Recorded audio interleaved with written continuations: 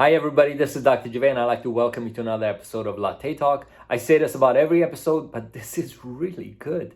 I hope you will enjoy this as much as I did. I will post all the links, all the websites, and all the information about Sharon in the description. Please make sure to take a look. And I want to thank her for her time, and I also want to thank her for everything she does for the community. Have a great day. Please enjoy.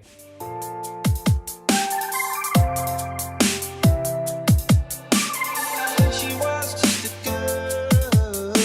She expected the world, but it flew away from her reach, and the bullets catching her teeth. Life goes on, it gets so heavy. The wheel breaks the butterfly. Every tear a waterfall. In the night, the stormy night, she closed her eyes. I'm so honored to have you here, and thank you for accepting my invitation. And I'll tell you what intrigued me. We've known each other for a long time, and Long time. I know. And you're such an advocate of community service and all such great positive things and just assisting our community and what you're doing. Actually, if you don't mind, I will read some of your credentials. I'm gonna add all these credentials on the introduction. But you we met through Oasis Compassion Agency. Tell me a little bit about yourself. Let's start, and I want you to tell me. And please don't be humble. Tell me what you do. Tell me how it helps people, because my job is for this type of interviews is to inspire others through service, through good deeds, and all of that stuff. So please tell me what you do and tell me everything about yourself. Well, 16 years ago, right, I felt this disquiet. I was in the heights of my career running a law firm with my husband, and I felt this disquiet, that it was more to life than really making money. And I went through a period of introspection and prayer and fasting, and finally, just felt the call on my life to launch into the community to help disempowered people, to help them to get back on their feet. And it wasn't until later on that I realized maybe what was driving that. But, I'm from a third world country. And so I've always been around poverty, and I've always been fortunate to be living in a middle class neighborhood and a middle class home, but I've always been aware of it. And so I was feeling this disquiet in my career and felt like there was this more, there was a bigger purpose to life than money making. And I felt drawn to this, starting this charity. And my initial clients were homeless people, the immigrants, and so forth. And I knew that really wasn't my whole call. It wasn't just to feed people. It was to give them hope. And so over time, it went from just a feeding, a food pantry and a clothing ministry to a holistic ministry where we did food, clothing, job placement, coaching, consulting, just trying to get that individual who is marginalized to get back on their feet. And over the last I'm sorry. Yes. I remember that. I just want to add a little bit. I remember that because you had, I came to the place one time and you had computer training for individual. I'm like, who are you? This is really great. And the people that were there, that were so appreciative. But I just wanted to paint a picture a little bit. And I thought you were training people how to do interviews to Yes. get jobs. And Yes. But tell me more. I'm sorry. That just flashed No, into my mind. No, you know it too. So feel free to interject, because yes, after, how people say, teach a man how to give a man a fish and he'll come back, but teach a man how to fish and he'll be self-sufficient. Yes. And people say that, but I actually proved it, because when I was just offering food, the clients came back day after day, month after month. So by year 2, I realized this is not working.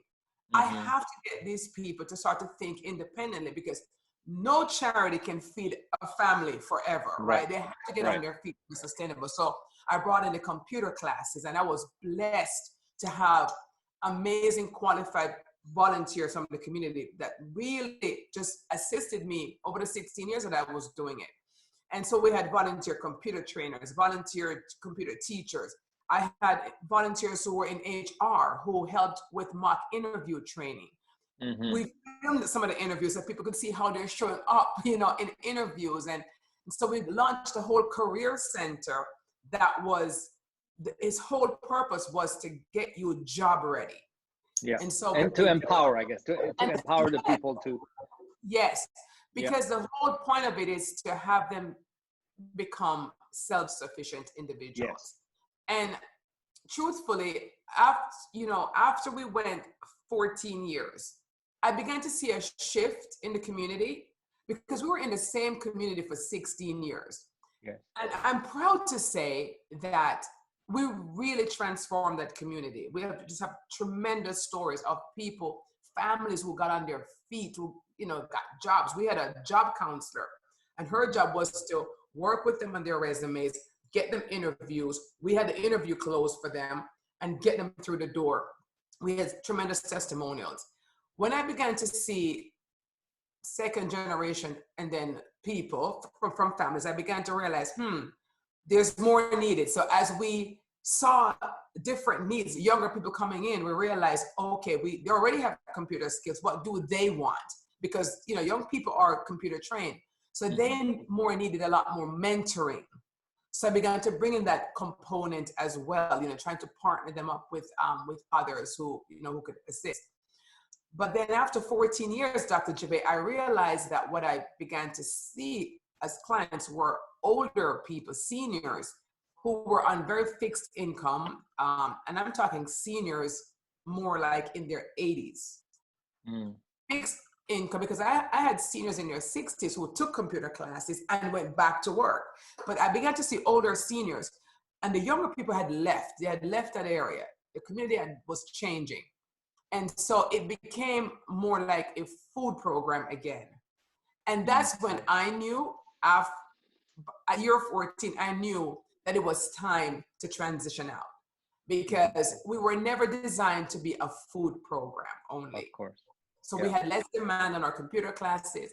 So it took me 2 years from seeing what was happening to finally saying at the end of last year, okay, we're going to transition these older people to cross ministries where they have a food pantry program. Okay. And I did that, and I closed a chapter peacefully. My donors were on board. They came down, they looked at everything, and they said, yep, we all did it. And it was time to move on. Because in life, you have to know when to start, when you've plateaued, when you're going down, and when to say, okay, it is done. You have to have that sensibility. Yes, great point. I agree. So that brings me to the next thing. What happened next? What do you now you are on a board member of Empower Her, is that what it's called? Yes. I want to read something. This is incredible, and this resonates with me because I'm a dentist, and my whole purpose, I know there is a greater purpose. My purpose is not to be a dentist. Many doctors, many dentists that I talk to, they live, they eat, they do everything about dentistry, which is fine. But my purpose is not my job. There's a greater purpose in everyone. And my purpose is whatever it is, family man, service, do help others, inspire others. And I know those are, everybody has certain purposes in life, and sometimes it may not be their job, although they may think it is, and they get so proficient at it and they're so good at it, but there's a bigger deal. I'll read this. It says, this is about Empower Her, and it says, a non-partisan organization of women creating change in their communities, in their lives, and in the world. That is powerful. I'm gonna give me 1 second. I don't know if you can see my background. I'm gonna change that. I love that photo. I think Yeah. it's such a powerful photo. But tell me about this organization.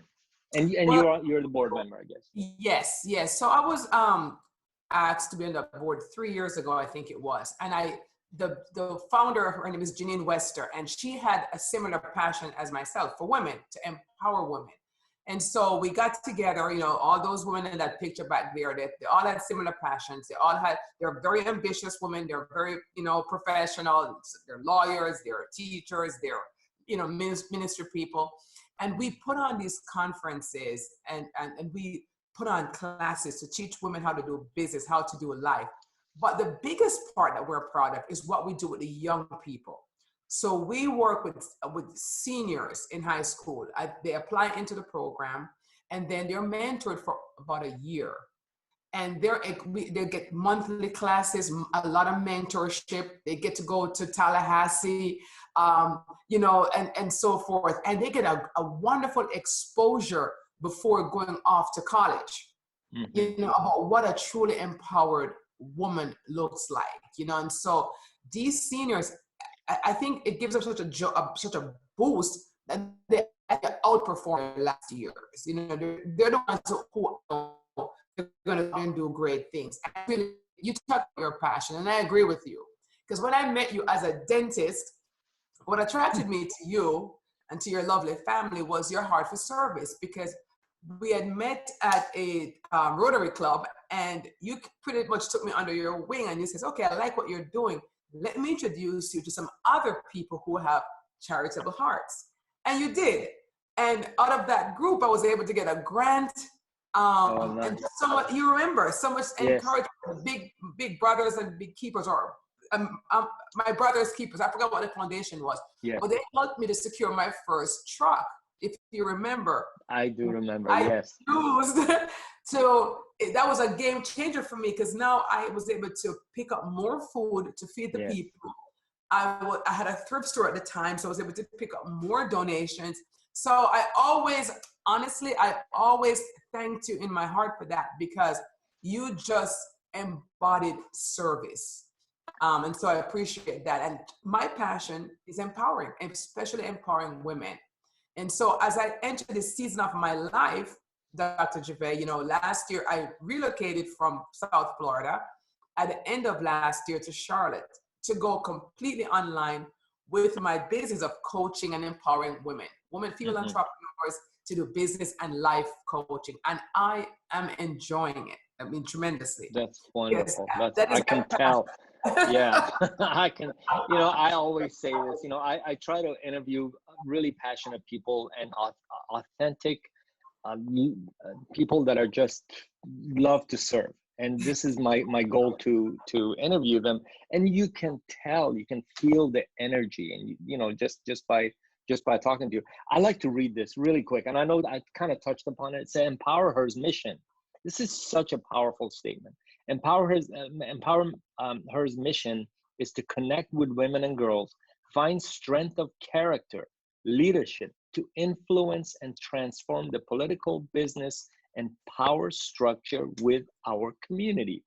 Holy cow, this is huge. I mean, it's, when I talk to people, I usually look back and I'm at an admiration. I'm like, my God, I'm agreeing with everything you said, but I'm truly agreeing with everything you say. So tell me, my next question is, I want to get a little bit deeper. What is the driving force? What is the driving force behind your mission? You don't just get up and say, you know what, I'm going to help people. What is the driving force in whatever it is? And I would love to know. And I'm gonna put all the stuff on the description. What's the driving force? And my second, the next part of the question is, tell me some of the success stories with the families and the women that you have helped, or your organization has helped. Well, I think part of the driving force for me is, I'm a person of faith. And so I really felt this was a call from God himself to dedicate my life in serving women. And when I think about my childhood, right, especially going through high school, I was part of a popular group in high school. So that's on the fun side. But I always made a point every morning to befriend a woman, a girl from an unpopular group, or one who wasn't part of a clique. And I would just listen to her. We would have a long walk to school. Like I said, I grew up in Jamaica, so it was not like here. I didn't have a school bus. We got on a taxi and we got dropped off, and we had another 1.5 miles to walk to get to our high school. So I had a lot of time to chat and talk. And so every day I had a new friend, my friend. And I would talk to these girls, and I would, I would think to myself, if she would just style her hair a little bit differently, or if she would just smile more, people would see what I see. And I felt like I was given the gift of seeing people's potential, and even when I was doing Oasis, I never saw the homeless woman or the homeless man. I saw the man and I saw the woman. I saw what they could become if they were developed, if they were invested in, if they were mentored, if they were given an opportunity. So that is my driving force. And you asked for a success story. My best success story with Oasis was a client. She had come in 2010, I think it was, with her son. She was a Hispanic woman. She did not speak any English. She had 2 kids, a little boy and a little girl. The little boy was a translator. And they needed food. Now, later on, we found out that she was a domestic violence mom. Terrible story. But they needed food. And somehow my team at Oasis just felt connected to her. They kind of took her under their wings and invested in her. And they would take food to her job. She used to clean offices. So they would take actual food to her job. They would pick her up from her work, because she would walk to work. Her kids would be with her, and they'd be coming home from work at midnight. I didn't know some of this stuff, but my team, some people just took an interest, and they would actually go and pick her up, which was off the rules. We had a rule not to pick people up, but they just felt connected. Fast forward, the woman began to learn English and develop herself. And then we began to discover she had a lot of hidden gifts. In her own country, she was a business person. She was a chef. She was incredible. So 4 years later, we had a job opening. And we had applicants apply for the job. It was to be an assistant at the Women's Center. And in a truly competitive process, this lady won the interview. She won the job. We hired her. Now, this is 4 years into our relationship. We hired her. She outperformed every metric, okay? She eventually became my personal assistant. She learned English fluently. Her life turned around. She actually got married to her son's teacher. I mean, it was incredible. She was interviewed in so many magazines on behalf of Oasis, a newspaper, was on the radio. She was a truly success story. And the highlight for me was when her son gave the keynote speech at one of my galas. I received the most donation that year. Not an eye was dry. And just to see what happens when you can believe in someone as broken and as low as they may seem today, when you invest the time to develop them, to care for them, to love them, to support them. Oh, it's astounding what can happen. And to this day, we remain friends, and she's now working for the school board. The same lady who didn't speak English in 2008 works for the school board now as a secretary. So it's just incredible how she went back to school. She has some of the certificates. It's incredible. So yeah, that was a high point for me. And I've had many other success stories of people getting jobs and getting on their feet and so on. But to see a life transformed from a non-English speaking person, domestic violence, left for dead, her husband got deported, to see the woman she became, Incredible, because it was always there, Dr. Jiveh. It was always there, Yeah. buried Oh yeah. that. Yep. This is stuff of movies. I mean, you know, we see this, and again, my job, I'm so glad you accepted this and you're sharing this. If I can inspire one person, and these stories need to be told, because empowerment is so important, and it's so so good for everybody. You know, it changes our life when we see a transformation in other people. You know Now, what? I'll just say one thing too. Sometimes we think of yes. empowerment as something for the poor or the marginalized, but I see successful people, right? Or they're Hmm. successful in their job. It's like you would say, you could be a dentist, but it's not your passion. So I see women and men performing in roles, right? But they're not empowered. They're not being their true selves because something is still holding them back to truly self-actualize, you know, to truly step into that even bigger role for themselves. So empowerment is almost like getting that paradigm shift somehow. You know, like Yeah. I can be something else. And having someone to see that in you as well, your potential, and maybe even giving you some blueprint or some steps, or just even encouraging words to step up to who you are. No one asked the dentist to put this show on. You know, you're doing the Farouk TV, but even in COVID, you're finding a way to still serve your community, you know, because you're operating in your passion zone. So nothing's going to keep you down. I'm finding a way to still get on air and still encourage. We are empowered, you know, we are empowered to step into our own zone, our own zone of passion. But there are a lot of people who don't feel the way we do. And there are various reasons for that. But that's who I target in my coaching world. That's wonderful. My next point, and we talk about faith-based. You know, I really believe in gender equality of men and women. And there's a saying in my faith that said, if you have only the means to educate one of your children, pick the girl and make sure she's educated, because she will be mom in the future. So this gender equality, it's a little challenging.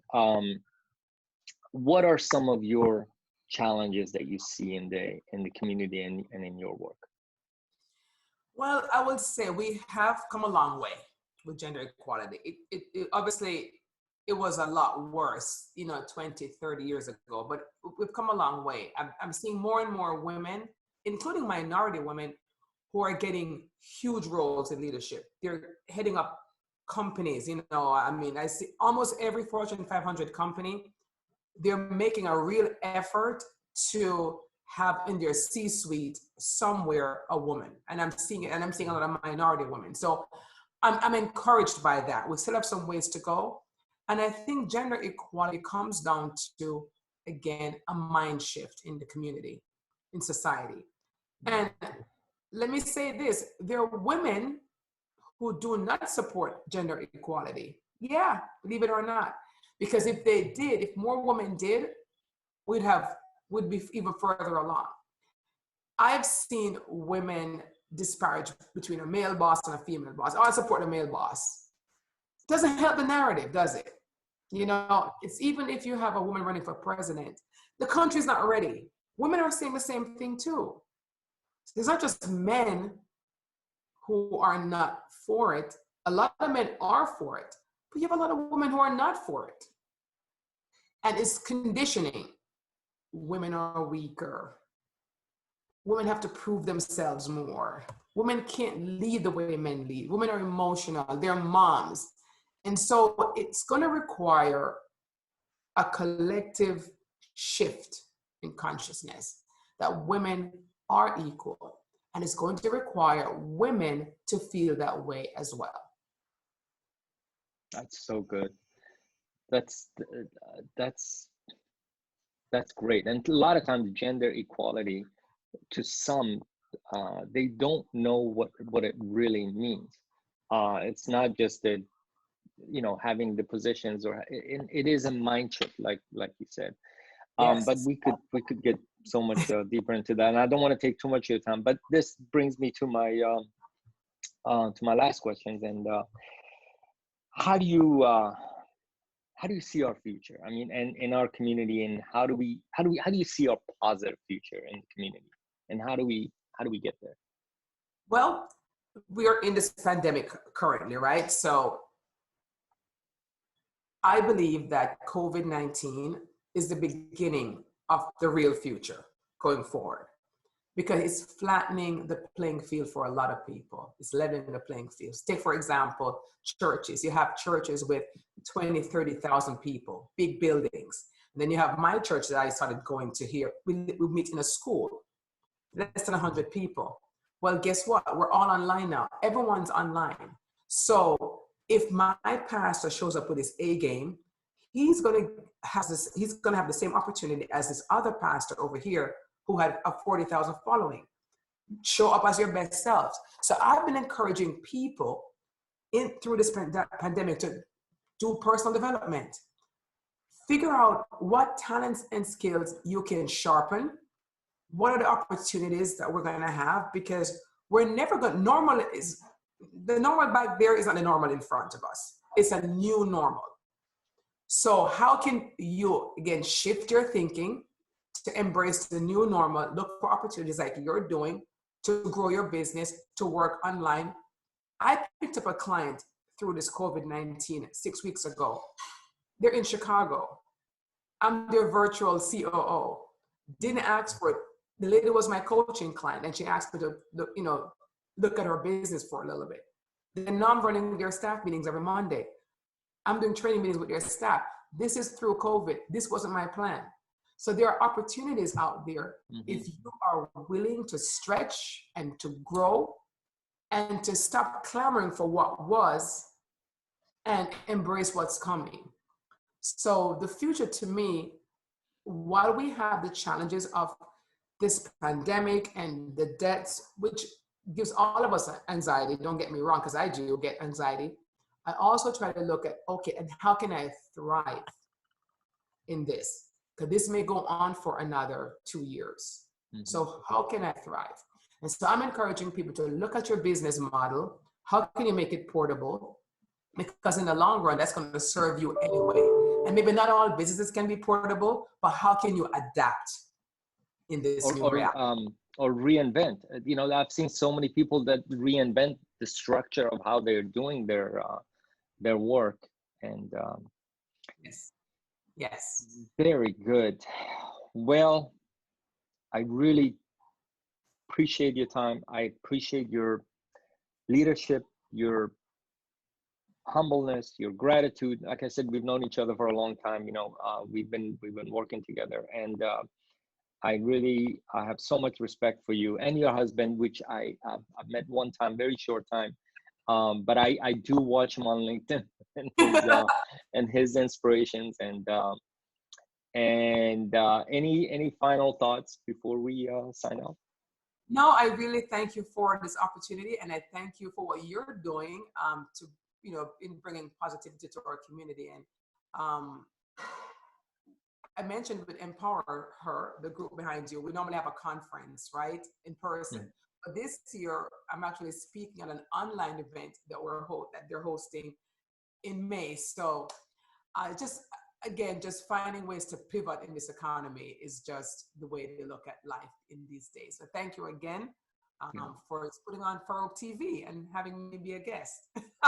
No, I appreciate your time, and this is so important for people to see, and I hope people will see this and get inspired. So thank you for everything you do.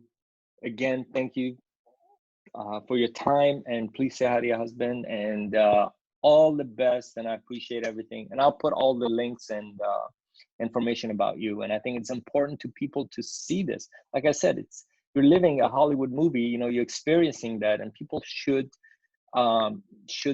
act on their wishes sometimes. Just go out and do it. So thank you very much again. and have yourself a great day. Yes. All right. Yes. Take care. Give my love to All your right. wife. I All will. right. Thank you so much.